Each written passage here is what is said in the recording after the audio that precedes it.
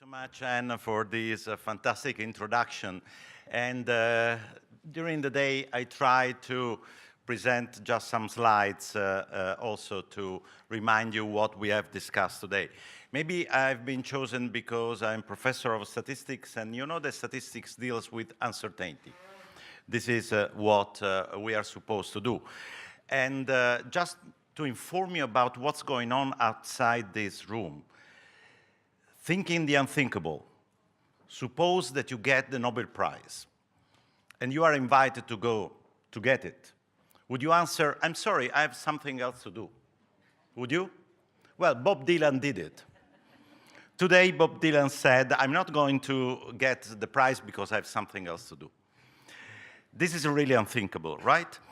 And this is what's going on around the world. So, let me just say that for me, it was one of the most interesting conferences I attended in Brussels, at least today. And a lot of things have been said. And this is very different from the ESPAS 2015. Sorry, I made a mistake. And I remember when Anne said what she said at the end of the day, and people were saying, okay, we shouldn't close this conference in a so bad way. But she was really looking into the future, very short future, unfortunately. I just left Paris a few hours before those events.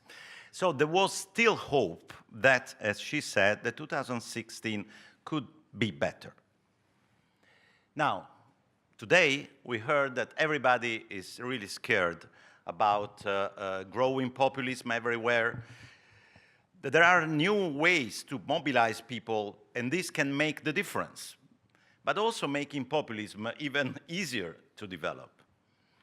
Sense of urgency as people seem looking for quick and dirty solutions.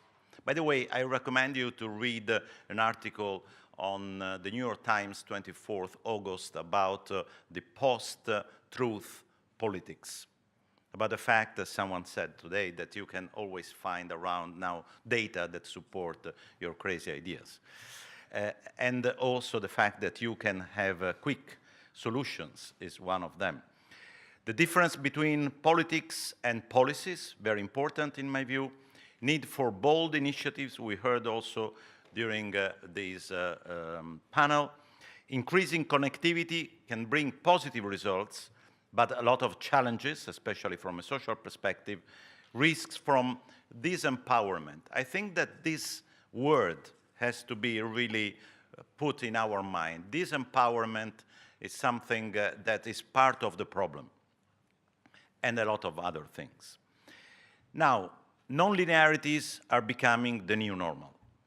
That is what we heard today. Asymmetric shocks are the new normal, and imagine the unimaginable, thinking the unthinkable, and I would say, finally. And knows how many times we have discussed over the last 18 months about my, say, pessimistic visions. But now we know that is non-linear phenomena, the normal. And I would say Jean-Claude Juncker, in his State of the Union speech just a few weeks ago, said we have 12 months to rescue the Union, in a sense. So the next 12 months is really a crucial moment. Last year, there wasn't this sense of urgency, or at least in public. This gives you an idea of where we stand now compared to 12 months ago. I like very much what Jeff said about zombies or orthodoxies that are still with us. 16 November 2016, Eurostat press release. 25 million children in the EU are actually at risk of poverty or social exclusion.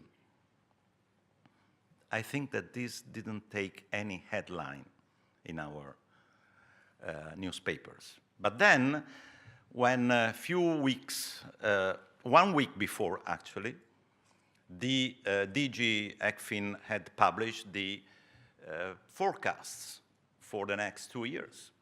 And of course, this got the headlines. And in particular, I like very much the introductory chapter of this analysis because it links the economic, the globalization problems, the inequality problems for the first time, really in the first chapter, not in the fourth and the fifth. Do we still believe that growth will solve all our problems? That is the key point. Over the next 2 years, GDP growth is supposed to be between 1.5 and 1.7, whatever. Is it going to make it really the solution for 25 million children? No. So one of the orthodoxies and zombies that we have is that growth will solve all the problems. Of course, we need growth, but this is not going to solve the problem.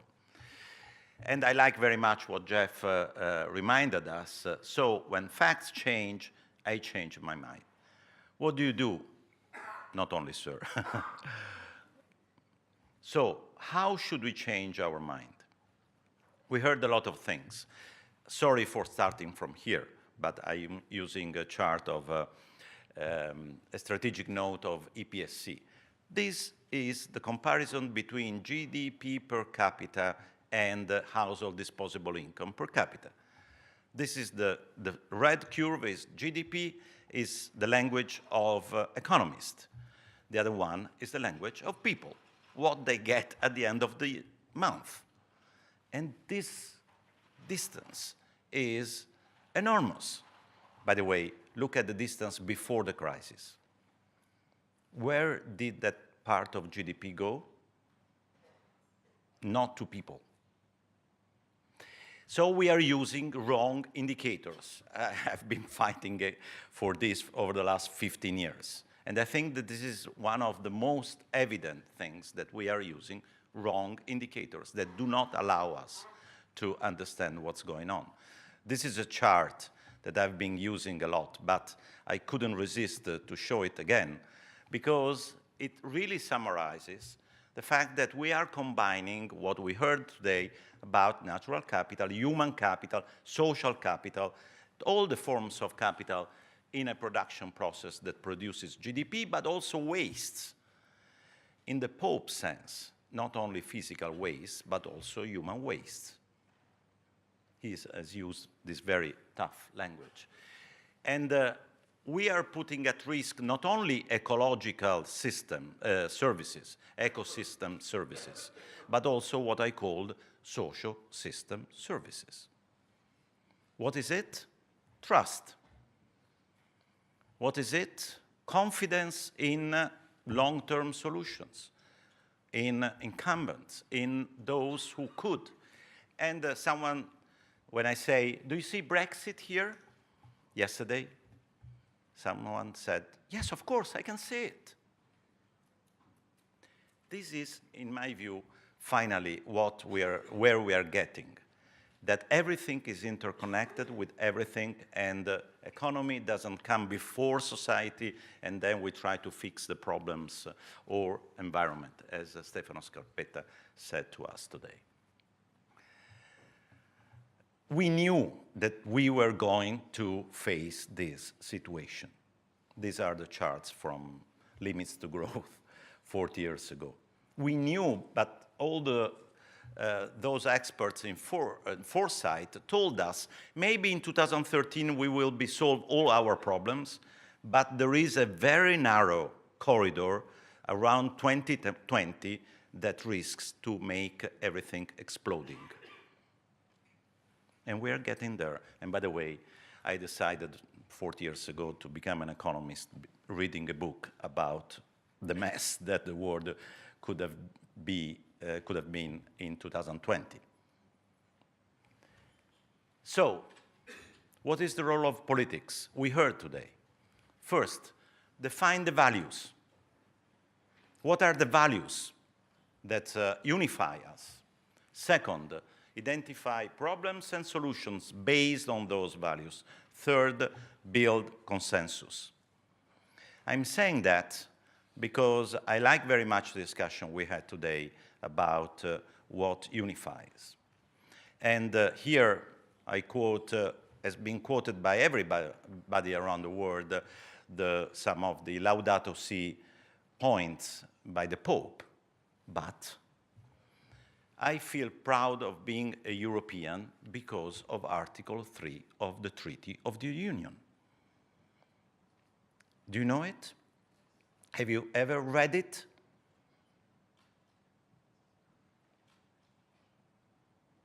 Don't you like it? This is the language that is at the core of our union.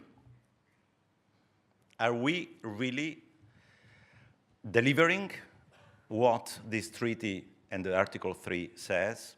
This is the distance between the fantastic values that we share and the way in which politics and policies are implemented.